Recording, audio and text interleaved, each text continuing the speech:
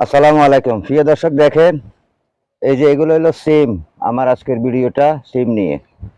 এই যে সিম আপনার বেশি ফলন পেতে হলে এবং কি সিমের উপরে একটা সমস্যা হয়, এখানে কিছু পোকা বসে, এটারে লেদা পোকা বলা হয়।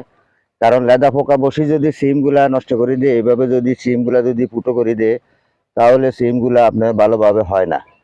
তাই আমার আজকে সিমের নিয়ে ভিডিও। সিমে আপনারা কি কি ব্যবহার করবেন, কিভাবে সিম ভালো থাকে, সেই হিসাবে আপনার সিম যেন ভালোভাবে সিমের ফসলটা হয়, যেন অধিক সিম ধরে, সেই বিষয় নিয়ে আজকে আমার ভিডিওটা। তাই আপনারা অবশ্যই আমার ভিডিওটা দেখবেন।